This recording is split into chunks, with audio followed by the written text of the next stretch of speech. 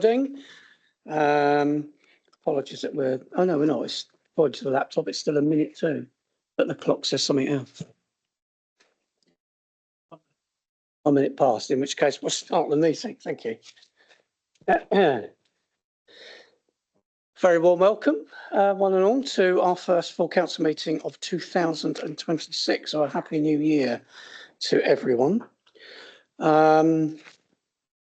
Before we start any of the formal business, Martin Lovell is going to just say a few words in relation to the recent passing of Derek Marvin.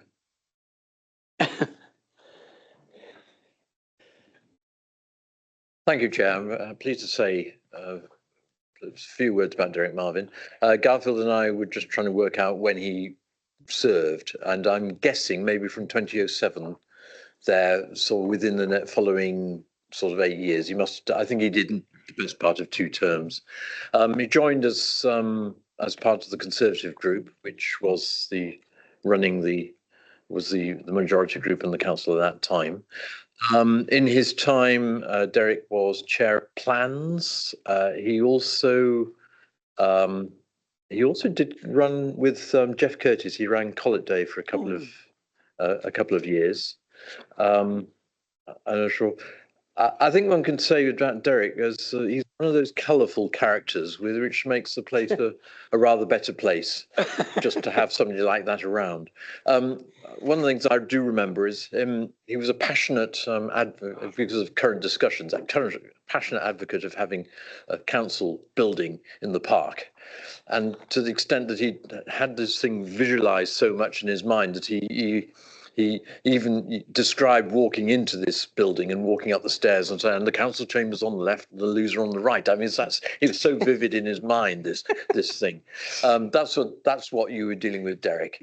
So I think we can, although those of us who remember him can remember him sort of happily in that way. So I think it's appropriate for us to mark our respect. Thank you. Thank you, Martin. In which case we'll just hold a minute's silence, if that's okay. Yeah. Well, yeah, let's stand and we'll just hold a minute. Somebody got a, thank you. Okay.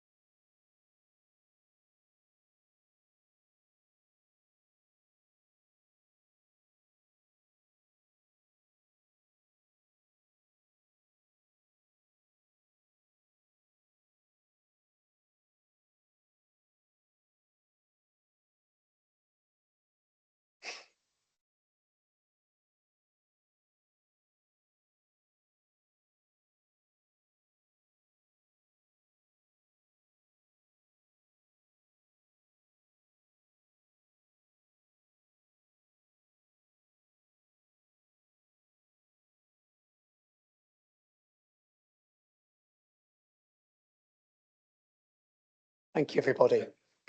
Thank you. Okay, so on to the agenda, item 7.1, public participation. Do we have anyone who wishes to speak there? Just no? Not to my knowledge, Chair. Do you want to see if anyone online wants? Oh, okay. So Robert Aiton has indicated with his hand. Robert Aiton, would you like to unmute and speak? Hello there. Am I coming through okay? Hi there. Good evening, councillors, clerks and officers. I'm Robert Aiton, born and bred in Shepton Mallet, and thank you for taking the time to take my question. So I'm representing some of the concerns of local landowners which were affected by some of the local green space designations in the area. And first thing to point out would be the support for the intent of preserving these valued spaces, but we're just kind of keen to understand how the council works with landowners in this regard. And specifically, we'd like kind of to look at what support and guidance is offered by the council Things such as any partnership programs, any like biodiversity initiatives that may exist, and kind of how future green space and development needs are balanced in that regard. So, to keep it concise, the questions really are, what guidance do the council provide? Are there any active or planned partnership programs? Things like biodiversity net gain for those familiar with surveying, and how private land kind of plays a role in that. I think the last question would be more, how does the council see balancing the future development pressures for housing against weighing up those designations, and how that kind of looks. So yeah, thank you very much. I appreciate that was a few questions, but in the interest of time, I'll leave it with that. Thank you for your questions, Rob. Is that something we can answer now, or would you be happy, Rob, to accept a response once you had some time to, given that there were 2 to 3 questions there, to give you a good response rather than maybe a half-baked response? Absolutely, that's absolutely fine. Yeah, thank you. Okay, so that's what we'll do. Yeah, I've got his contact details. We'll get back to you directly, Rob, with a response to those questions. Is that okay? All good, lovely. Anybody, Robin or Robert in the room, did you have anything that you wish to say under public participation? Yeah, thank you, Chair. Yeah, can you hear me okay? Yep. Brilliant. I was having a bit of trouble with my mic. I was just going to say, just following on from what Martin was saying about Derek, really, I remember him, fondly, and yeah, nice bloke. He'll be sadly missed. And as Martin said, he felt very passionately about the council having their own building, and in particular, his vision was for the park, and obviously that's what drove. I think I'm right in saying, Martin, that's what drove the referendum. And I think didn't he start a political party as well called the TLC? I think I'm right in saying that. But yeah, nice blokes. Will be sadly missed. I saw on social media that he passed away over Christmas. So yeah, definitely condolences to the family. Just following up on what Rob said. So in his question in terms of open green spaces from a neighbourhood plan point of view, obviously the council's committed to starting the neighbourhood plan review in 2 years from the referendum, so a little bit less than 2 years from now, that process will start again. And then as far as BNG, just because I happen to know this so I can tell him, that will be covered in the LNR report, which is at Somerset Council level. So LNR was out for consultation just before Christmas. Consultation has closed, but there's probably no, I'm sure they'll still accept a response from you if you wanted to respond to the local nature recovery team. So yeah, so it's only because there's a flooding group we responded to LNR in terms of NFM locally in the town. So that's just why it had to be at the front of my head so I could answer that for you, Rob. Thank you, Robin. Thank you. Thank you, Robin. Very helpful as ever.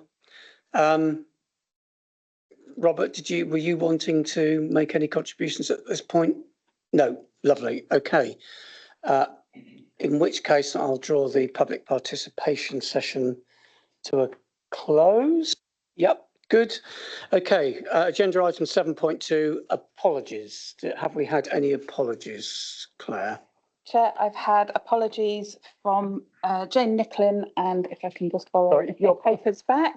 Yeah. And also from James Britton. Thank you. Are we happy to accept those apologies proposed by Garfield, seconded by Abby? Or happy? Accept? Yeah. Nobody against? No. Great. Thank you very much indeed. Item 7.3, declarations of interest. Are there any declarations of interest relating to the business of this evening's meeting? None. Thank you very much indeed. Moving on to 7.4 minutes, we've got two sets of minutes to approve here. Bear with me while I just get my papers. So we have the minutes of the meeting of full council on the 28th of October 2025. Should we just take these in order? So if we can, if people had an opportunity to look at those minutes, let me just find 28th of October. This was in relation to the amulet, I believe. I've got them open here if you want them. Sorry? I've got them here in the minute book if you wanted them. Yeah, so this was in relation to, so it was business relating to the lease of land at West Shepton and the amulet. Are we happy to accept those minutes as an accurate record? Yes. Matt, thank Yes. you. Anybody prepared to second that? Martin Lovell's in Martin favour. is seconding. All those in favour, please show. Yeah. Okay. Anyone against? 1, 2, 3. Can I just hold, please? You've got Abby, Kai, and Gavin. But the Okay. motion to approve is carried Okay. by a majority. Then we move on to the minutes of. May I ask why councillors are not accepting the minutes if there are inaccuracies? I'd quite like to know if there are inaccuracies in the minutes. Okay. Yeah. Somebody want to know? Could I recommend, and would you educate us? Would it not be better to abstain if you weren't there rather than actually vote against the minutes? Because is that not insinuating they're not a true and accurate record of the meeting? Somebody like to respond? So you are correct that to vote against them indicates that they are not a true and accurate record, but as with all decisions of the council, it's the majority vote. But it is entirely up to you if you wish to give reasons for your vote, but they don't get recorded in the minutes. It would just be for the matter of the room. So Matt, is that something you would still like? Yeah. No, I'm happy. But say we're following the process. It's a majority. It's just yeah. Okay. If members of the public are looking and thinking why are councillors not accepting the minutes, are the accuracy of our minutes not very good? I'm curious as well, actually, if there are any. I think in respecting privacies and things and the process, we have exercised our right to vote against it. And I don't think it's something we need to talk about publicly. But I'm happy to pick it up offline. Thank you, Gavin. Okay. In which case, I'll move us on to the minutes of the extraordinary. Sorry, are you preempting the extraordinary full council meeting of the 12th? We did the 9th of December 2025. This was in relation to the matter of the coach house. Are you proposing to accept the minutes? Or? No, I'd like to make a comment, please. Okay. First of all, my name isn't down and I did attend. Right. And secondly, that meeting was about a very confidential negotiation process, which we are in the middle of. And all of the documents that we were given were confidential. And when we took the vote, I understood that the way it would be minuted was that there would be a reference to the amount that we agreed to propose for the purchase that would be itemized as choice number 1 or 2. And the parking spaces was also going to be itemized as choice 1, 2, or 3. However, when I looked at the minutes, I can see that it says in the minutes that are draft available on the website, it is including confidential information about our negotiating position. And it says very clearly in the minutes that we are agreeing to accept a minimum of 7 parking spaces. And I understood that that was confidential information that was protected by password protections on the negotiating documents for our meeting, and that we were told that it would be minuted as one of the choices, not referring to the content of the choice. So I was very surprised to see that in the draft minutes on the council website as a public document. Because as I understood it, we were told that that was confidential information. So I do not believe that should have been anywhere in the minutes that are publicly available. Do you want to respond, Claire? In terms of the accuracy of the minutes, that is up to council to decide if they want to request an amendment to that. In terms of the information that is withheld, the negotiating price has been withheld. The matter of the parking spaces was the minimum that the council was willing to negotiate, but there were nuances within that were discussed in confidential session. If council wishes to amend these minutes so that that is withdrawn from the public record until negotiations are concluded, I am happy to make an amendment to the minutes. I would just like to come back on that. I am very concerned that when we were in the meeting, it was made very clear, and other councillors can either confirm this understanding or suggest that it wasn't the case. But my understanding was that when we talked about both aspects of the negotiation, which we are currently in the middle of, that the price and the parking spaces and what we decided to go for in the negotiation, which is very sensitive market information, that all of that was confidential. So I would like an apology that that was included in the draft minutes. I don't think it should have been. That was confidential information. And we know it was confidential because we went into a closed session and we had documents that were marked confidential that we had to access through our confidential emails. And I think it's a mistake that that was included. And I would like an apology for that. So just to be clear, it's the specific reference to a minimum of 7 dedicated parking Yes. spaces. I Okay. thought that was confidential information. That was my understanding from the meeting we had. I was very surprised to see it both in the newsletter and in the minutes. We're in the middle of those negotiations right now, and I don't think it should have been included. Can I just check if that is the recollection of other councillors? Garfield saying yes. Yeah, I think I have to say, I think that actually Christine is right that the information was confidential and it is a slip up. I don't think there's any point in amending it at the moment because it's now in the public domain. That's all I'd simply say. okay, thank you. Somebody else, Kai?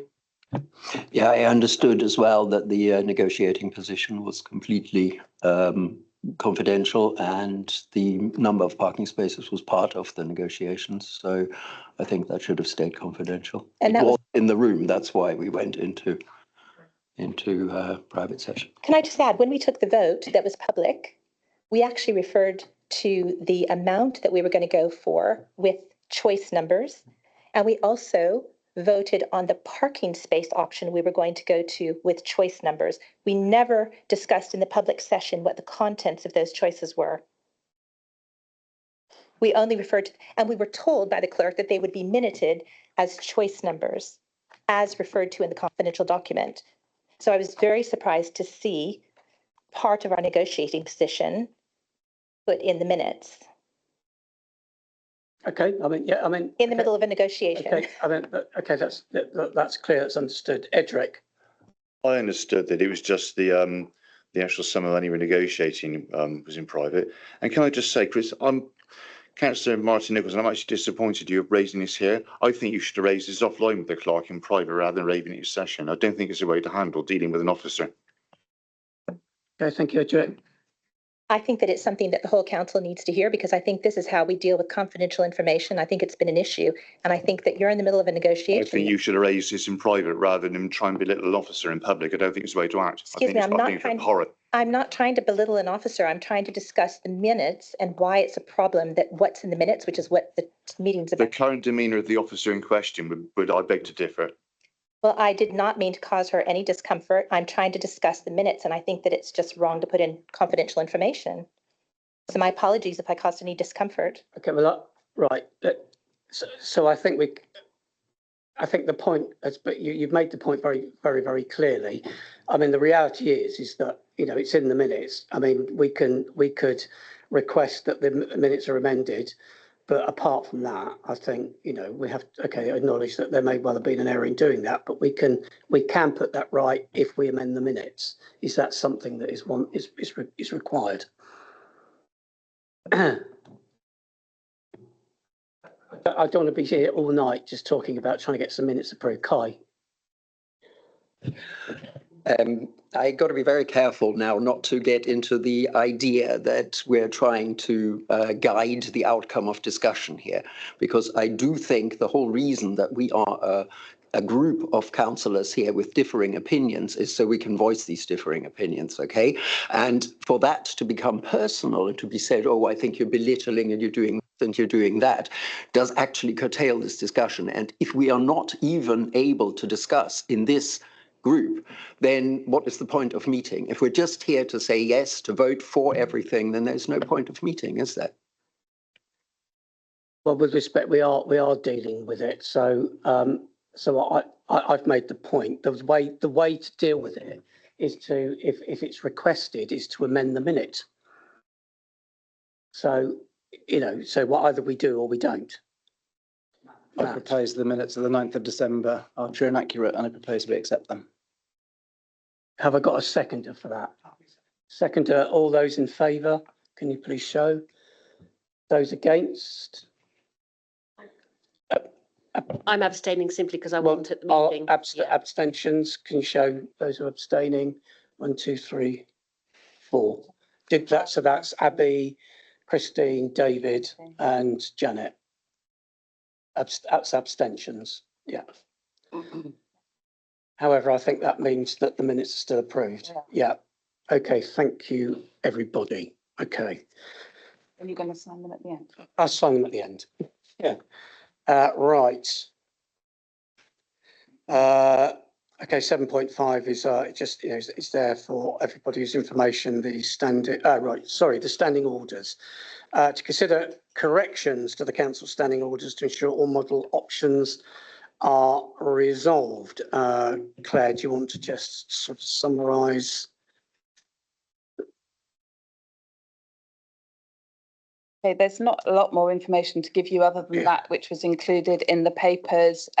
We adopted these revised standing orders in May, but there were a couple of selections within the model template which had not been filled in based on what previous standing orders had said. So I've just highlighted for you in the report what those are. This doesn't change anything that the council has resolved to do previously or the way it conducts its business. It's just tidying up that governing document, and it was highlighted to us by the National Association of Local Councils when it was reviewing our Quality Gold Award schemes. Yep. So this is a tidying up, not a change. So there are effectively 5 changes. They're on page 8 of 18 in the report.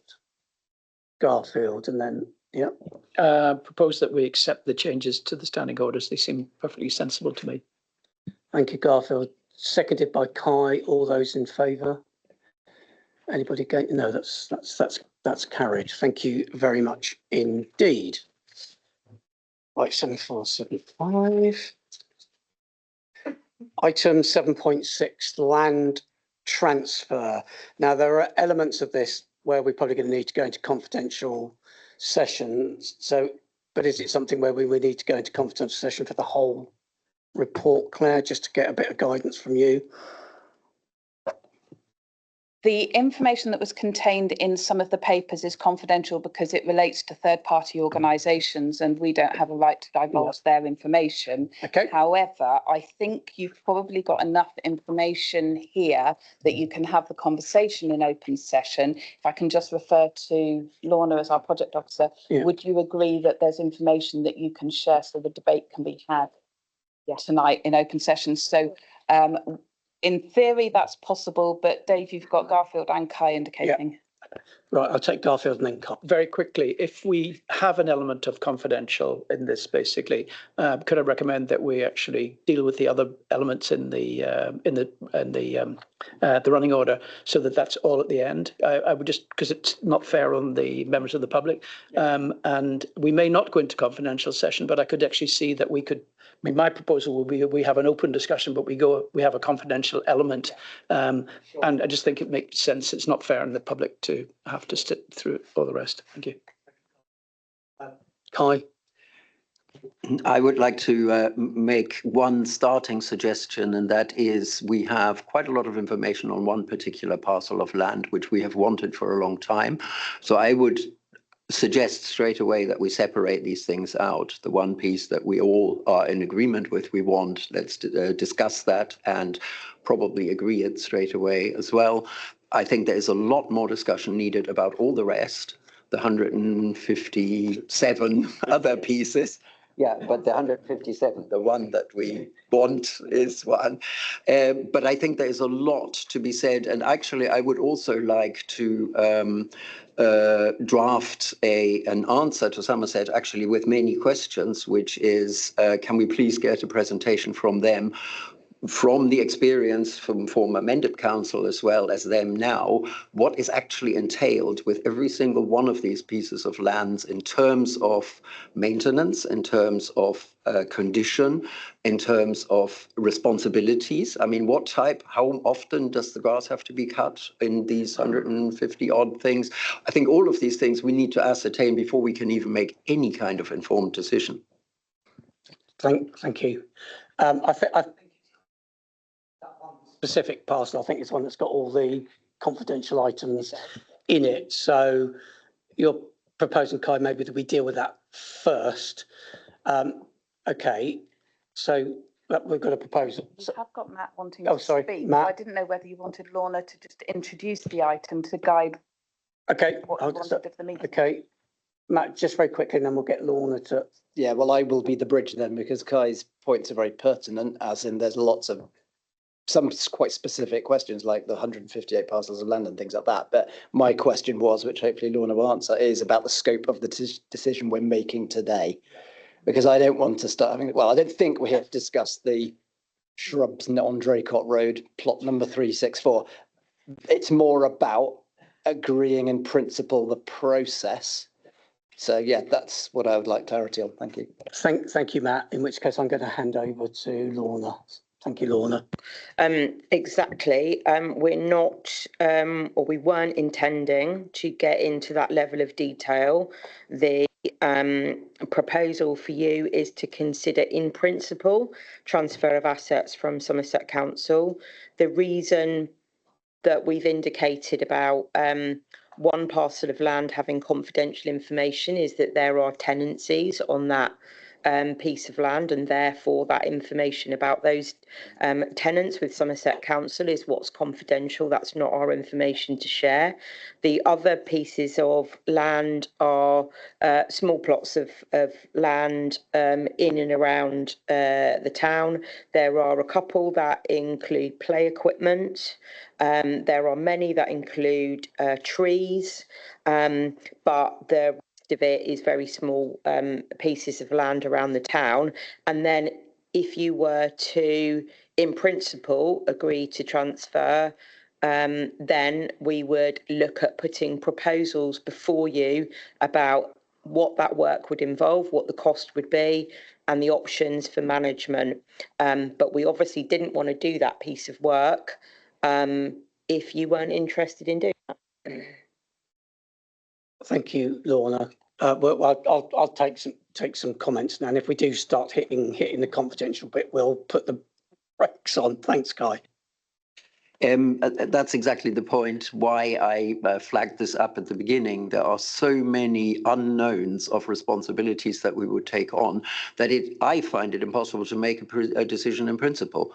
I mean, if, for example, in our decision in principle, the attenuation ponds in Tadley Acres that have never worked and that were badly constructed are in an awful condition and would probably cost us between tens and hundreds of thousands of pounds to set them right, That's not something I would like to have foisted upon us without any finances. And if we do know, on the other hand, though, that I read a little bit this devolution document from Somerset. It's just too long to read the whole thing, but I read elements of it. And there are bits in there that say certain monies would be available at certain times under certain conditions. But all of that we have to have some clarity about before we can even make a decision in principle. That's my opinion. Phrase that might help answer Kai's question. Yeah, please do. Thank you, Kai. If I rephrase what we're asking of the meeting this evening, that might help clarify. On the maps and the lists that you got, there are parcels of land. If I take one example that isn't on that list, which could have been, that's the cemetery. And that's because previous conversations with councillors had indicated a strong desire to not take that on, so we haven't included it. Had we not had those conversations and that was on the list, then tonight you might have turned around and said, make all of the explorations that you need except the cemetery, because we already know that we definitely don't want that, so don't waste your time and waste money on solicitors' searches and so on. So tonight it's about having a look at those lands that are available and saying, yes, in principle, we would, or not even in principle, we would like you to explore all of the detail behind those. And you might also say, well, I've looked at these maps and I was expecting to see this parcel of land. Can you please find out whether or not that is in public ownership and therefore is up for devolution? Does that make it clearer? It's about giving us as officers permission to go away and do detailed research to give you that data. Kai, and then Garfield. Mark, Rob, just to say, we wouldn't normally take views from the public once we've got in, but I might just make an exception. Garfield. Oh, Kai. Yeah, I mean, there are, I think going through the map with 158 pieces is obviously quite an undertaking for this meeting, but I can give you just a few examples of the areas I know locally. I live on Croom Lane. I know the land further down towards Bowlish House. It's got retaining walls that if we take on that responsibility, those retaining walls will at some stage collapse. We then have the responsibility, like on the A371, when a wall collapses, we need to rebuild it. The council has, the Somerset Council and before that Mendip have had the responsibility of cutting the grass, as they are pointing it out on this here, in a strip of about 1 metre to 1.5 metres. That happened every other year, didn't always happen. Do we want to take on the responsibility and do we know what that would cost us? I would guess if we took all these pieces of land on, we would have in the region, we would require in the region of an extra £100,000 per annum to pay for 2 or 3 extra staff that can do that work, or to farm it out to what do you call them, contractors. All of that costs a lot of money, and we need to be able. So, I mean, okay, we can say we don't have a cap on our transit, but do we want to double the money we take from our citizens just so that we can cut some grass? Thank you, Kai. Garfield. Yeah, there are 2 arguments here pointing in different directions. I've completely taken on board what Kai has just said, and that is, I mean, in addition to what you're saying, Kai, not just retaining walls, but, you know, we would have, to some extent, unlimited liabilities in perpetuity, which is, I find, very frightening. There are many unknowns to do with a tree falling and whatever, and you know, our level of risk would be very high. There's the other side of this. I'm sorry, I'm arguing in both sides. I'm just trying to actually create the debate that's actually helpful, and that is that the nonsense of grass being cut by one contractor working for Somerset Council, and then suddenly a second contractor coming in working with us, basically cutting down to a line that, you know, that the public sees no point in, frankly. There are nonsenses like that which perhaps could be solved by us actually taking over some of the responsibilities. But actually, willy-nilly, you know, I don't want the attenuation pond no more than anybody else in this room wants. I accept the fact that it'd be very nice to own the cemetery, but it's a liability and we don't want it. We've made that decision. I accept that as well. But, you know, if we can find some way of rationalizing the kind of illogicality of different teams doing different things, which is actually, you know, I think for the public, that looks like completely that looks like basically it's not joined up thinking, then I actually think if we are able to find some degree of discussion and cherry pick, if that is permissible in what Somerset are offering, to save in the end. In the end, it can be a saving of money, but it mustn't be something which basically is, we mustn't actually take those responsibilities on without actually some financial support from them. I mean, and that has to be, again, in perpetuity, not just a 5-year kind of deal when suddenly it's landed in our lap. The other thing I was going to say is that there are some advantages of us, for instance, cherry picking Old Market Road, where the 2000 Millennium Standing Stone is placed. You know, we are kind of looking after that anyway. It'd be better for us to own it, frankly. We're looking after it anyway. There are other areas, arguably, because we actually have been spending some money on Barrington Close play areas. The play areas are more likely to be better looked after by us. We have a good record in play areas, and therefore it would make some sense for us to basically long-term have control of those areas so we can actually make sure they're looked after properly and not neglected, which I think Somerset Council is very likely to do in the future. And, you know, arguably there are some sites, although it could be controversial, there are some sites that were earmarked for development when I was actually a Somerset sorry, forgive me, I meant a district councillor, forgive me. Basically the portfolio for planning policy, where we identified some areas where actually they could be given over to housing association development, etc. Without, there may be some NIMBY pushback on that, but some of it would actually be in areas where we identified where the impact would not be that great. We wouldn't be wanting to actually be overdeveloping, but actually the fact is people do need houses. If we were able to do some of that, that would be a good thing for the community, I think. So it's complicated, that's all. Thank you, Garth. Right, so Matt, John, Christine, and then Gavin. Matt.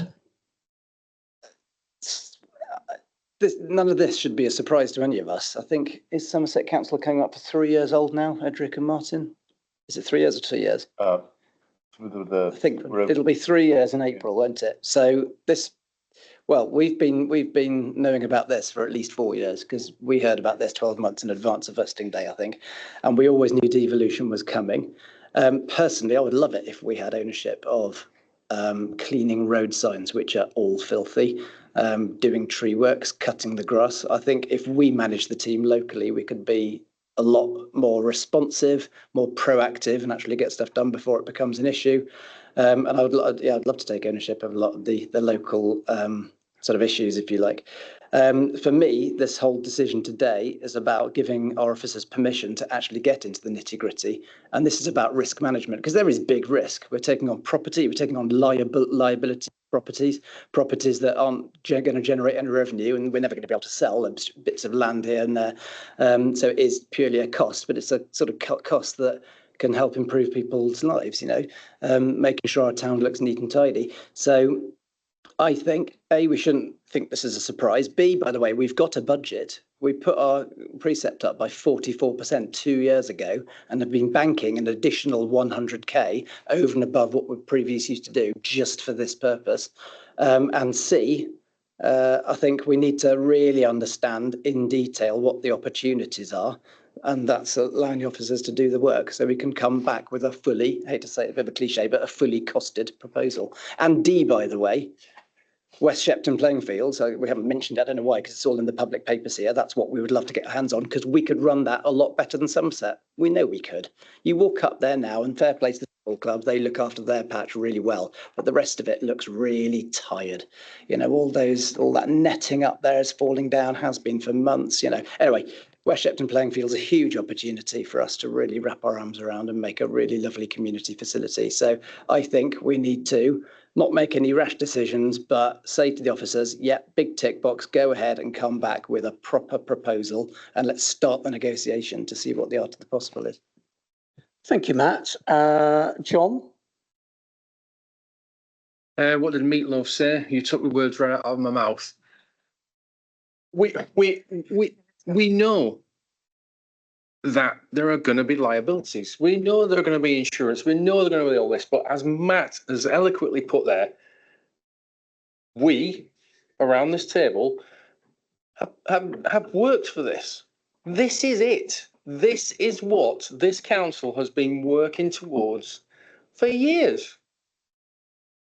And yes, we need this is a recommendation. We're not asking them, we're by them, we're not taking them on now. The recommendation before us is to do the digging, is to find the bits so that we can go and negotiate or whatever it might be. That's the point of this.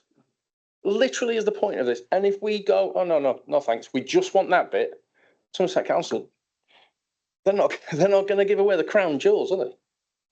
But to us, West Shepton is a crown jewel. To us, making the town pretty and cared for and loved, and maybe getting the ponds working and other bits and bobs like that. Wouldn't that be a legacy for this council that we've built towards for the last number of years? So let's let our officers get that detail for us, and then we can start saying, yeah, we want that bit. We don't want that bit. We want to make this work better. We want to provide better value for money. Because the Somerset Council precept is just going to go one way, and let's just vote to give them the power to do it. That's what they're asking for. Not the power, they're not asking for. It's what we want. Let's get the detail, then we'll make some decisions. Surely. Thank you, John. Christine.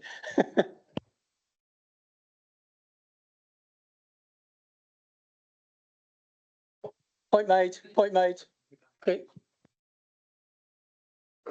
One meeting, Christine.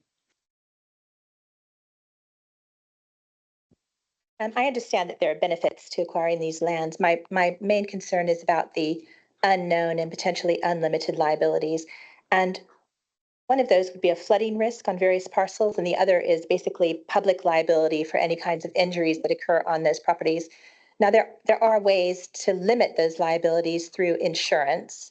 And so one of the questions I have is, if we took out an insurance policy to deal with flood risk and public liability accident insurance, especially for public playgrounds and things, how much would that cost? That would be part of the due diligence process. But also, is there currently some kind of Shepton Mallet Town Council insurance policy that would cover any lands that we acquired already, or would it be an extra cost, and how much would that be? But I'm also just concerned about the liabilities that we haven't identified and that we can't take out an insurance policy for. My other point was really just that in the agenda, we're actually being asked to approve in principle the transfer of the freehold of West Shepton playing fields and other land parcels, subject to completion of legal and technical due diligence.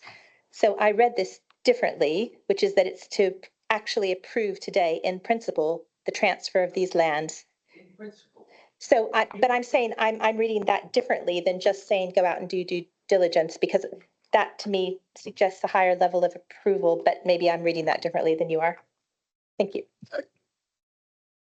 Hold a sec. So, right. It's Gavin, then, sorry, Kai and John and David. Yeah.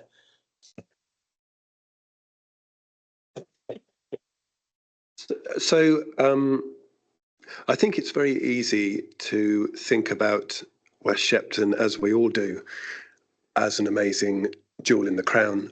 But I mean, we're being offered it, and we're being offered it for one reason only, and that's because it's a financial liability. So I don't see, if we're going into these negotiations, that we need to be on the back foot. We are ultimately absolving the Unitary Council of a huge body of liabilities. West Shepton, it raises a relatively small amount of money in the way of income, and it's obviously very easy to work out what that is going to cost us to maintain it on an annual basis. It is going to be a liability, not a financial liability.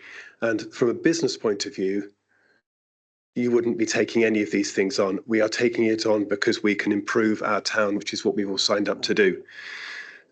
The thing that I do find galling, though, is that we are being asked to take on, for example, the maintenance of the shrubs and things like that in car parks that we've been told we're not going to be allowed on any level to even ask for. But I think if it is going to be a negotiation, because every time we've supposedly been involved in a negotiation with the Unitary Council so far, it has not in any way been a grown-up negotiation. We have just been told how it is going to be. We are potentially taking on massive liability here. I don't see West Shepton as the jewel in the crown. I think it should come with potentially with a jewel in the crown, and unless it comes with quite a considerable dowry, because ultimately we need to be able to generate some income without it impacting further on the precept. And various people have mentioned so far that, you know, the extra staff and stuff that we'll need. There's a lot to unpick here. I am hugely supportive of us taking on assets, but we need to go into it with our eyes well and truly wide open. Thank you, Garfield. So it was Kai and then David. Yeah, there's a couple more points I'd like to make in that as well, supporting what Gavin said. I think firstly, we need to really consider why Somerset wants to get rid of these assets. They're not assets to them, they're liabilities to them. They cost them money and they want us to pay that money. And I know we have a devolution £100,000 put away somewhere, but that is a one-off fund. That, what do you mean? Sorry, no, it's not. We had business as usual precept and we used to go up a bit each year. Then 2 years ago, was it? We put an additional 100k that we're taking in each year now over above that previous amount. Each year? Yeah, every year. Okay, sorry. It didn't go up 1 year like a spike. I every year it's that level now. Yeah, but that's a difference. Which is why our reserves are so healthy, but it's there to be spent for this purpose. Yeah, okay. No, I get that point. I take that point. Okay. Yeah, and that corrects actually what I meant to say, because I didn't know that this is annual and that we have that money available annually, because if we do, then we can easily afford 2 more employees that look after land, for example. But we still need to work out all the liabilities. I still think what I said at the beginning, that we need to separate out West Shepton and the rest, that we need to make the decision in principle about West Shepton on the one hand and then the rest on the other. Because I think that to me, that's almost enough work for a working group to look into that, because at close quarters, look at the details of every one of these things. We probably have to go there and see the condition of things. That's a lot of work. And I think to commit to that, that takes determination.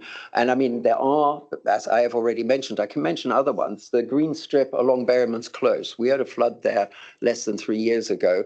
The main reason for that flood was that 2 major drain covers were covered in garden waste by the people that live there themselves, which were not maintained by whoever is responsible for maintaining. As far as I know, drains are maintained by highways. Those drains had not been maintained, and they are nowhere. We know that. So if we take on that responsibility ourselves, or does highway remain responsible for it if we are responsible for cutting the grass? I mean, all those things need clarifying, I think. Thank you, Kai. David. Thank you, Chairman. It's going to obviously repeat a couple of points that councillors have made. I think what Gavin said was really quite prudent. No local authority gives away assets to be generous and nice and pleasant. They do it because they're a massive cost to the county and they want to get rid of it. So it inevitably becomes a financial burden for just the people of Shepton rather than a shared larger cost.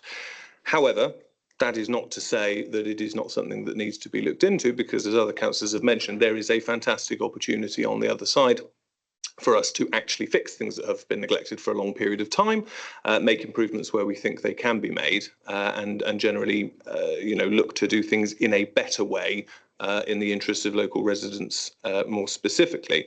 I think what the key focus is for this is the lack of information on the detail of the individual parcels of land, the liabilities, the insurance implications, and all the other hiccups that can inevitably be hoisted upon us.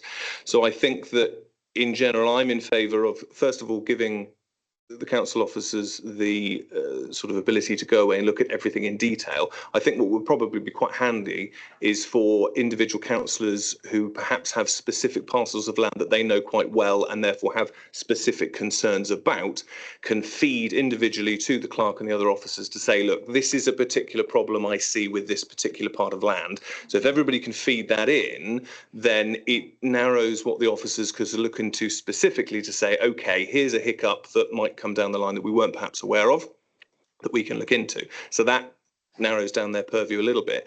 Then when they come back to us and say, well, look, this is what you've asked us to have a look at. This is the full picture.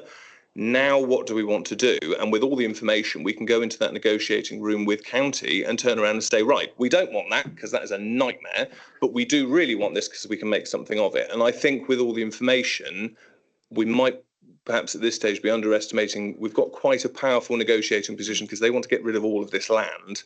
We've got the ability perhaps to go in and say, well, actually, we're the ones with a bit of leverage here. We are prepared to take some of the parcels that are perhaps more of a burden, but we want the useful stuff that we can make better as well. So I think I'm happy if everybody is to propose that we move ahead on that.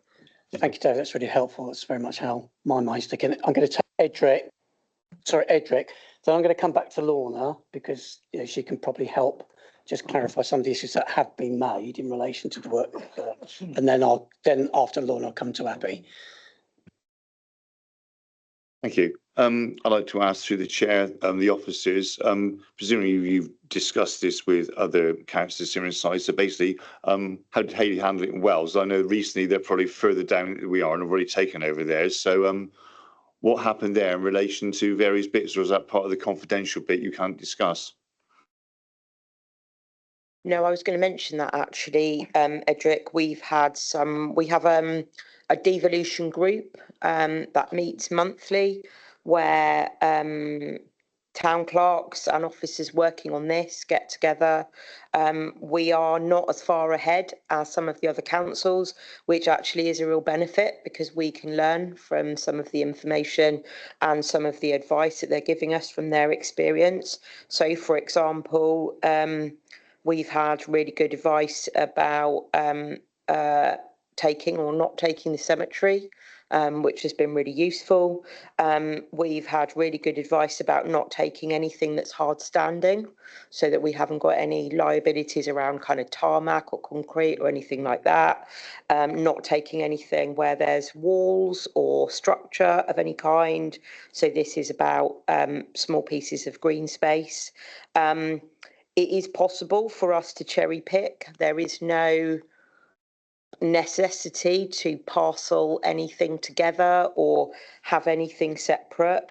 The only piece of advice that I was given about cherry picking, which I think is very worth thinking about, is the perception of the public if we're going to be in a position to say, oh, we cut that bit of grass, but we don't cut that bit of grass, but we cut that bit, but we don't cut that bit, because the public's perception of that will be difficult.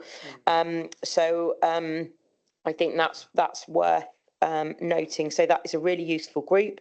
We've also got a solicitor working with us as well to give us really good advice on this. And frankly, there isn't anything that's been mentioned this evening that is not on our list to explore. If you give us the go ahead to look into that. In terms of car parks, we have already raised that issue. The response we've got at the early stages, there's no harm in asking. So if there's no harm in asking, I will definitely be asking. But we are aware that there are certain restrictions on what car parking revenue can be used for. So there's another sort of layer of complexity about whether that would be useful to us or not. So all of those things, yes, we're happy to look at. In terms of highways land, none of that is on the table. So nothing that is under the control of highways is up for discussion. Just quickly come. In relation to our neighbouring town clerk down the road, some of you may not know that Hayley was the lead officer for neighbourhood service. So his services, and I was a portfolio assistant to Nick Cottle then. So in relation to discussing this sort of stuff, as clerks speak, she is a very, very good person to discuss all of these things with, because she's been in charge of doing it. So it's a very good person to take advice from. And she lives on Padley Acres, and I've been to see her several times. Lorna, just for information, the group you've got, the Devo working group, is that just the old Mendip area, or is that a county-wide group? That is the regular attenders on Mendip, yeah. mainly meant, okay. Because just another thought, if we wanted to get maybe an even wider picture, it might be worth going through SALC to sort of see what maybe, see if they've got any intelligence in terms of what the We're experience doing that has as been. well. You are anyway, fine. Yeah. Perfect. Abby was next. This might have been raised already, Lorna, when you're having your negotiations, but I think there is a concern in the room that the taxpayer is paying twice, like they're paying to Somerset for this work, and now that, like we've already, like you said, taking £100,000 a year off our Shepton folk for this same work. So is it part of our negotiation with Somerset that, okay, we'll take these bits of land, but you need to adjust your council tax when you're putting together your precept for Somerset? I know it's massively complicated just based on all the stuff you've just said, but George Osborne, that's what Right. Thank you, Abby.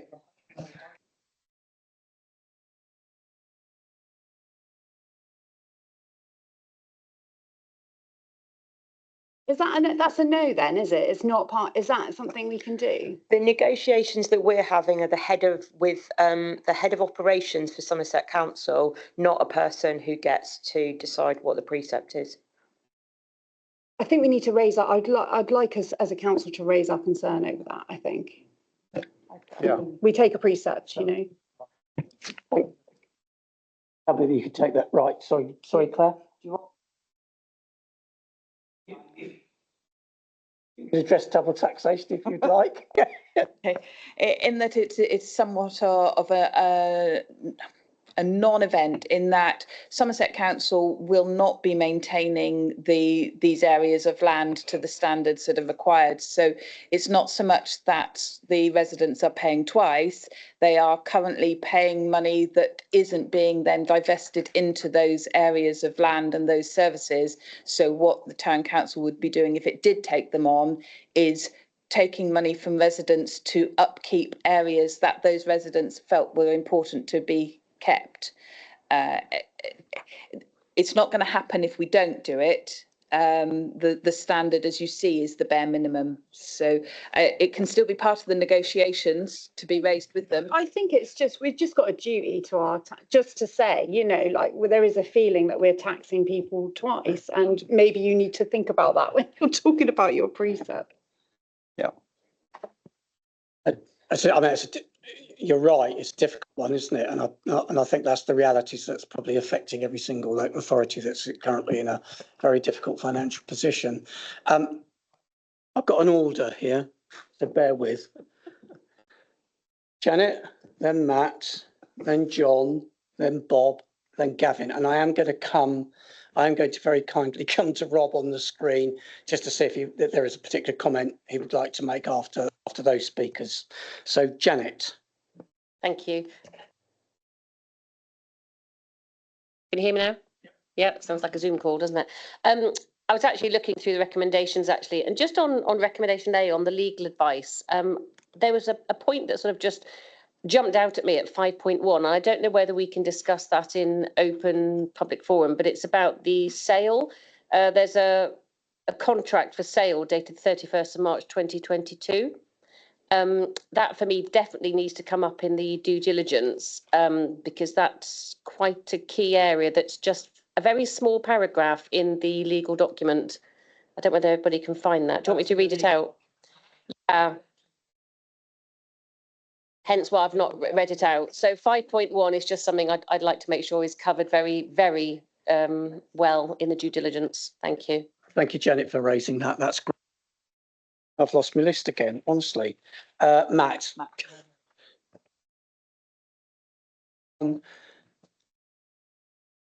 I think, just in point to Abby, if we want to provide better value we're all taxpayers. Somerset Council are, I'm going to say, they are not going to reduce the council tax that we in Shepton Mallet pay for the upkeep of a bit of mowing bit of land. We do that. So if we want to reduce the burden on council taxpayers in Shepton Mallet, that's we'd have to do that in when we set our precept. So we can take on these parcels of land, for example, let's say West Shepton Plainfield or whatever it is. We all know Somerset Council are in such dire straits that they're going to want every single penny. That's it within our power to do that. You know, and double taxation, it could be argued while we don't pay road tax anymore, we pay vehicle excise duty. That was set up many moons ago for the upkeep of the road. Well, that, you know, where does all that double taxation fall in? So I'm just saying, if we're going to pass on a saving, we should do that. Yeah. I think it's just the principle of it. I get that they're not going to change their precept. It's just if you do this for every council in Somerset, you're making a saving. It's just money that you're banking. You've got rid of all these bits of land. It's just the principle that we're making, you know. Yeah, okay, to some extent, we're already in that ball game anyway, ever since the onset of the new council. But yeah, it's a difficult one. To this list, Bob. Can you hear me? Yeah, I can hear you. Well, I support entirely the principle that Abby was. I think we should get whatever we can get. Taking on board what you said, John. Yeah, you can't double tax and try not to double tax. Just the same, taking on those extra responsibilities. There is a platform to argue that we need more financial support if we're going to do that seriously. That shouldn't be lost, however, with what Matt said earlier on, which was the main point I wanted to make, and that was this is an opportunity for us to make Shepton a better place than it is. Wonderful as it is an opportunity to improve, and I think we should bear that. That is our actual aim: is to take that opportunity and not reject. We deal with the difficulties that come along, and that's easy to say. I know, particularly the financial difficulties. But if we espouse the principle of the opportunity to make it, we should go down that way. Now, that wasn't what I actually wanted to say, Dave. It was just a point that over the past couple of days. Did you say what you did want to say? There was a slight, I thought, special emphasis on biodiversity. It's mentioned a number of times in terms of we got to keep, and I was just hoping that we might have some examples of what that might look like in terms of words, what the biodiversity issues are, because mentioned in Barrington Close and Queen's Road of the 158, but biodiversity was to underline. Or I'm just how can we explain that to someone? Can you explain it to me? I'll ask Lorna maybe if she's got some thoughts on that. Do you want to respond quickly to that? If you can't, you can't. I can't. My bit of this was the land transfer and the agreements on that. What we do with that in terms of biodiversity, I will happily throw Adam Atkins, the operations manager, under the bus for that one. But thank you. And to some extent, I mean, as and when we did acquire, I mean, that's something that then we've got some sort of direct influence over in terms of biodiversity with the assets that we then hold. Gav. So I've just a couple of quick questions, actually. So it was a quick one for Lorna. Do we have the capacity within your working day to complete this piece of work? Yes. You do, because, for example, we've been talking on a WhatsApp group about Wales. I think they actually employed somebody and got some additional help. But you are happy that you've got the capacity. That's me. I am that extra help. Wonderful. That is very good to hear. Thank you. And I did have one other point that I wanted to make. I think the Oswald Street car park is our bargaining chip. All of this list we're looking at, yes, there are some fabulous things on it, but they are all liabilities. If we are really truly passionate about regenerating this town, that car park will produce very limited income, but what it will really give us is control over the parking in the heart of our town. And if we had control over that, we could give free parking across the whole car park on a Friday, Shepton's free parking market. We could we could have free parking on the Sundays over the whole thing. We'd have a really good opportunity. So I would personally like us, whatever negotiations we get involved in, we make that car park part of it. Lorna?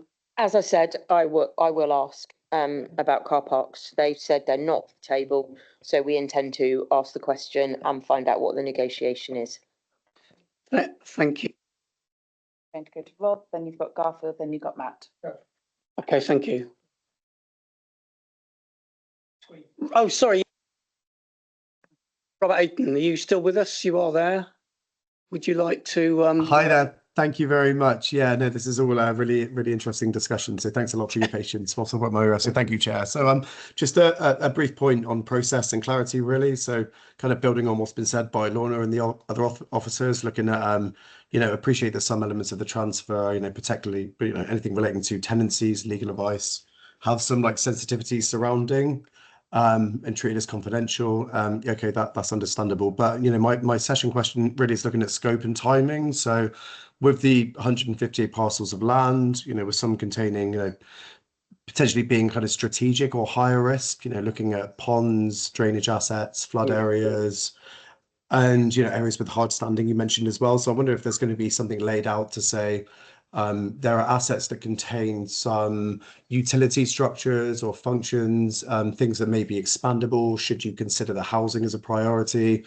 The way that those are prioritized and to ask really, what stage would landowners be made aware of those? I know today's about the in principle element. I work for a unitary authority. Everything today is being done by the book as far as I'm concerned in terms of process. But I'd just like to know really at what stage you would start reaching out to landowners once you discover those interests of things that are of value to you. Does that make sense? Yeah, the question's clear. I mean, Lorna, do you want to make a response to that if you can? Yeah, the vast majority of these pieces of land are incredibly small. We're talking about bits of land that are a metre or a few metres. Yeah. And the largest piece of land, as we've mentioned, is West Shempton, and it's not anyone's intention to build or develop that in any way. So I don't have right now any need to talk to private landowners about anything that would impact on that. If we did, obviously, we would do that formally through a planning process. Thank you very much, Lorna. That's crystal clear. Thanks a lot. Thank you very much. No, thank you for your interest. Right, I've got Garfield and then Matt. I'm going back a little bit, basically, but it's actually to do with, we haven't quite dealt with the business of the problems of double taxation. Statutory responsibilities have exploded for the unitary authorities, and it's not just for Somerset, it's for all of them. And let's be quite clear that, childcare, duty of care for the elderly, highways, all statutory responsibilities.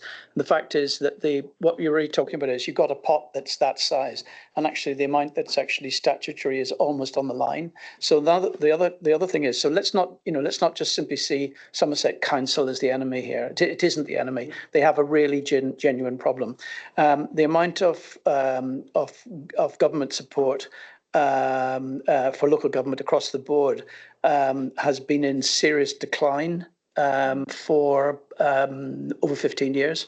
I think 40% of the national subsidy has been lost. And I mean, Edric and Martin might be able to correct me with the actual figure, but it's at least 40%. It may even be higher. The point about it is that, Westminster had slashed its support for local government. It is actually a crisis. It's not only a Somerset problem.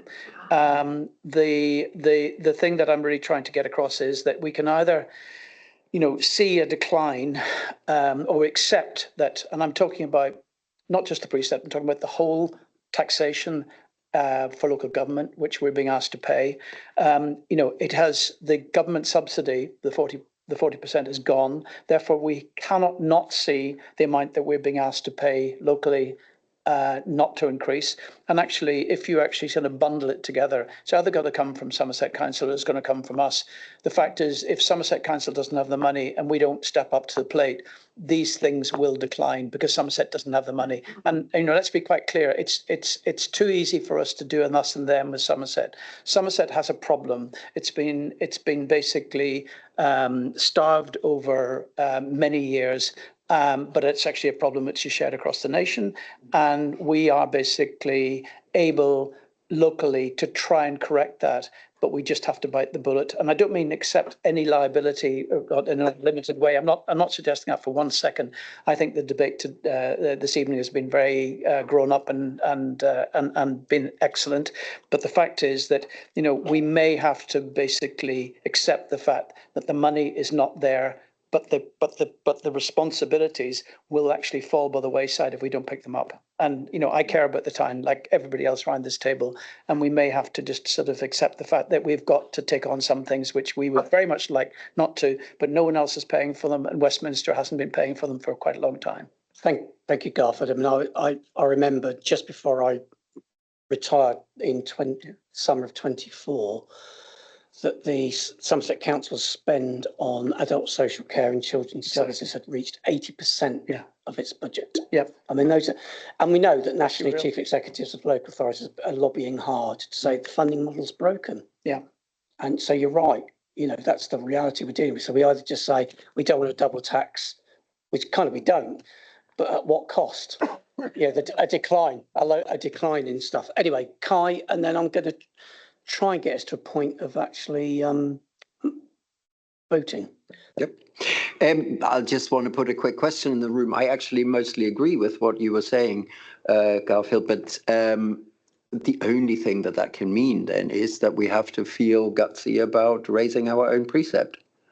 That's actually all we can do, because where else is the money going to come from? It's not going to come from Westminster. So I think I'll put that in the room. I think we need... I mean, it's a crude measure, but to some extent that is all we've got. Yeah. Matt, and then, yeah. Just to Rob Aiton's point, actually, it's not for the nitty-gritty of this discussion today, really, but I think community, when I say ownership, not necessarily legal ownership, but community love for our pocket parks is something that I would love to promote, but I guess we can only do that as a council if we own the asset. But we've got quite a few little pocket parks around town. You know, we are a very green town. We've got Garston Street, Barrington Place, Queen's Road, and lots of the tatty little bit of land on Longbridge I walk past, it's just full of vodka bottles and cans. You just think if a community group could own that and love that, I'm sure it'd be a lot better than it is today. So yeah, that's the sort of thing we could do if we actually own that sort of thing. The other point I wanted to make about car parks, it's not just about car parking revenue, just to remind or educate people that in 2020, the Commercial Road car park was nearly sold to a major hotel group. Mendip was on the verge of selling it, and it's only because of COVID that Premier Inn pulled out, Whitbread, who owned Premier Inn. Now that, I have no idea about the money, I think it was all fully confidential, but it was nearly sold to the Premier Inn, and so that could come back on the table. So the land value of that could be very significant indeed. So let's ask for that as well. Thank you, Matt. Just before I hopefully can maybe move us to get to a vote, Rob Aiton, did you wave your hand at me just a second ago? Did you want to make a final comment? Rob Aiton, are you there? Hi there. Sorry, I missed that last point. Could you repeat, please? I just wondered if you, I just wasn't sure if you were waving your hand at me again, just about a minute ago, whether or not you wanted to make any final point. No, not at all. No. I think the last point I had, which would be like a kind of like a bonus, and obviously you're not obliged to answer, would just be to ask for just an understanding of when, you know, a certain area has that deprivation or removal of community asset or community space, that areas that kind of sit between are kind of considered. Like when I do a lot of my valuations with my authority, we consider social value as well. And I understand that some of these might not sit under your remit, but just kind of ask that everybody kind of considers that social value as well as the, you know, the economical value of things. That is a weighting for me and quite a strong one. So that's all I wanted to add, but I wasn't waving at you particularly. So, yeah, but thank you all. I'll zip now. So thank you so much. Thank you, Rob. And I think it's a really good point about the social value. I'm certainly individually, I'll be with you on that. Right. Can I ask first of all, are we ready to make to go forward with a recommendation, which is to effectively give our officers the authority to go ahead and do all the nitty-gritty that we have talked about at some length here? And if we are, do we want to include, I'll just finish my sentence. And if so, do we want to include West Shepton as part of that? Or are we still wanting to look at West Shepton separately, is my question to members here. Who had their hand up? Kai and Edric and Matt. As I said at the beginning, I would like to see those two separate. I would like to have the West Shepton thing that we can then also discuss in confidence because we have the documents, and vote on the rest. Right. With different wording, but yeah. Edric. And I'd like to, if that's a proposal, Kai, I'd like to second that. I think we should take West Shepton as a separate entity from all the other little parcels. I think it's such an important piece of land. I know Garfield and I discussed this when we were in district councillors probably 7 years ago, how much we like to get hold of West Shepton playing fields. I think it's far too big and important a piece of land to be lumped in with lots of fiddly little bits a metre wide. I'd like to take it as a separate entity, please. Thank you, Edric. Matt? I agree, but just be cognizant of the fact that we're not the seller. The seller might only do it as a parcel of land. But yeah, I agree. It's so important, West Shepton. I'm happy to agree. Exactly. Yeah. Okay, so let me just check. So is the recommendation as it currently stands allow us to do that? There was I can't remember who said it, but I thought it was a very good point, and that is that the idea that we should feed into Claire and Lorna our local knowledge on specific bits, just to make sure we don't miss something, and share that, because I think it's such a good idea. We as locals, we will know of little bits that have a bit of history. I mean, Edric knows of a little bit of history. I've got a little bit of history. All of us will know bits, and just make that part of the proposal.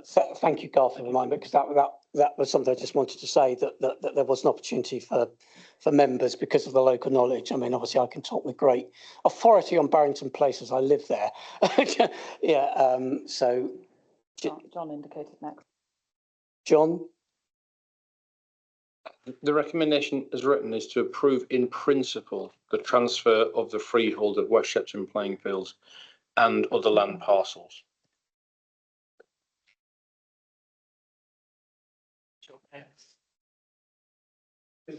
Right. Yeah. We're not intimate, it's its phone. I'm delighted to hear it. So that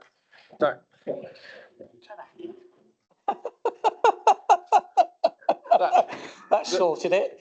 So in principle, we are saying we want West Shepton playing fields and we want these other things, subject to, because there may be things on West Shepton that come back and... Which is why I think we do need to have a bit of discussion separately about the West Shepton before we come to an agreement about in principle. So what I'd like us to do is effectively what's it? Oh God, where's it Can I gone? make a suggestion? Sorry. Can I make a suggestion? Yeah, please do.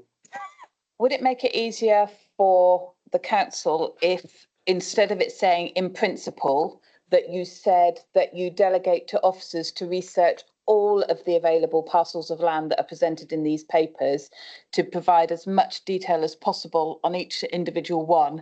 The only thing I would say is, in that instance, what we would need to do is figure out how we're going to bring it back to you so that you've got the ability to look at 158 parcels of land. But we can do that separately. So you can just change how it's worded in the papers to be authorise officers to carry out all due diligence and research. Does that include West Shepton then? Yes. Yeah, Gavin, please. Yeah. Obviously, we haven't talked about it yet, but there's a very detailed piece of work that's been done on West Shepton, and as other members have said, I think it would be a really good. West Shepton is proceedable ultimately, and I think it's definitely worth trying to split them, because I think they're two very separate negotiations potentially. We're good to go on West Shepton, but subject to the discussions, etc. And the other one needs a lot more work. I think it would be a tragedy to stall the West Shepton transfer on a body of work on the other bit that could take a very, very long time to finalise. Christine? Claire's suggestion was a good one. It was exactly what I was trying to get to, and I'm happy to propose Claire's wording. Just so I'm clear. What Claire said, but basically, I think if this is correct, instead of approving in principle the transfer of the other land parcels, we're delegating responsibility to investigate and do due diligence and come back and report to us. Is that correct? So I'm happy to propose that because I think that addresses one of the concerns I had and that I think John was hinting at. Yes.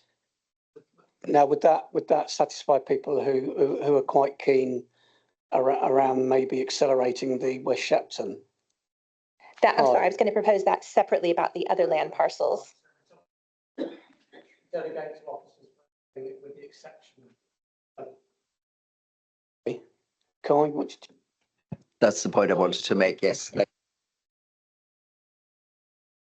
So can I propose, therefore, recommend that we delegate to officers, as it says, blah, blah, blah, blah, blah, the due diligence with relation to all the parcels of land with the exception of West Shepton playing fields? Seek the project officer's opinion before Yes, you please. take that. Oh, to a vote. absolutely. Yeah. I appreciate the point about separating the 157 parcels of land to West Shepton for the purposes of you making this decision that we're asking you to, but the reality is the negotiation does not separate them, because we are going to obviously be having conversations with the head of operations of Somerset about all of this, including trees and other things. So the negotiation wouldn't necessarily be separate. And just to Gavin's point about West Shepton, I think in confidential session, we need to look at the fact that there are 4 organisations that have leases and buildings on that piece of land. And as much as we might want to proceed quickly with that, I think it's important that we communicate with the tenants as well as, because they will be affected by this, as well as Somerset Council. I'm going to go John, David, Kai, and then we must try and, because we're at 8:20 and we've got other items to discuss. Yeah. What's the deadline on this, Laura?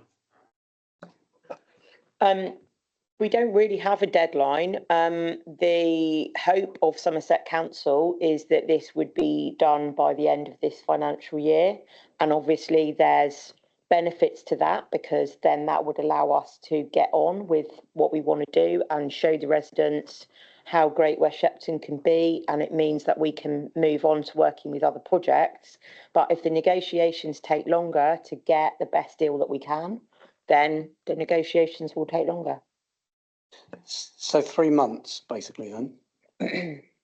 If it's the end of this financial year, so that's 3 months, just to be absolutely clear, yeah? The end of this financial year. A quick point from Gavin. So if this is if this ideally would be concluded in 3 months, I would withdraw my concerns about splitting the two, because this is something that's going to happen very, very quickly in real terms. So my concerns have been alleviated. Thank you. David. Thank you, Mr. Chairman. It was just a quick point that might move the meeting on a little bit smoother. Purely procedurally, if we are to discuss the West Shepton grounds in private session, my suggestion would be we move to private session, we discuss that very, very briefly, because I think there might be some consensus around the table on that, make a decision on that, we then come out of private session and we then vote on the principle of the entirety as a whole, which again, I think there seems to be reasonable consensus on now, and then we can move on to the next item on the agenda. Thank you, David.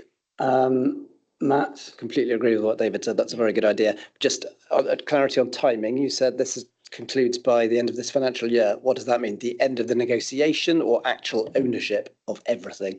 Somerset Council's hope was that there would be transfer of ownership for the start of the new financial year. That's incredibly soon, right? Wow.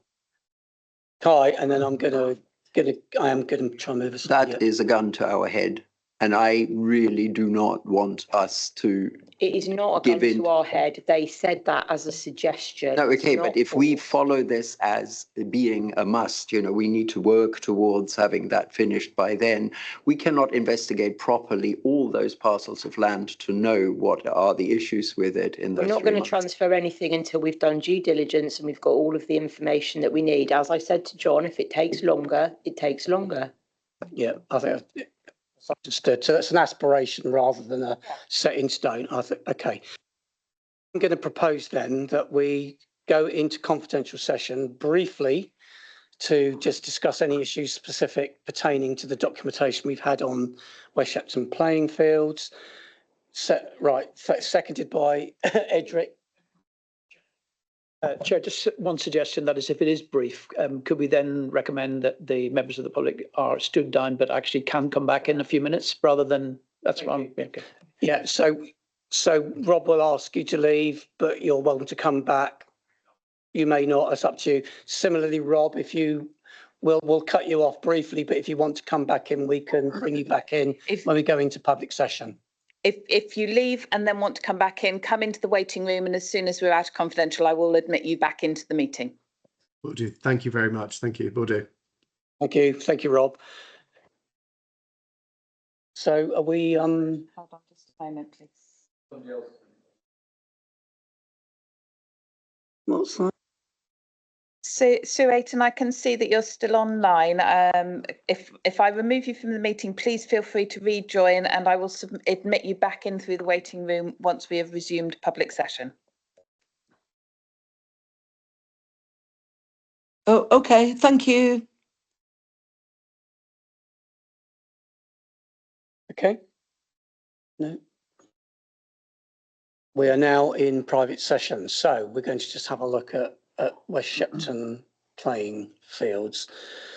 Right, let's get a queue of comments. So Garfield.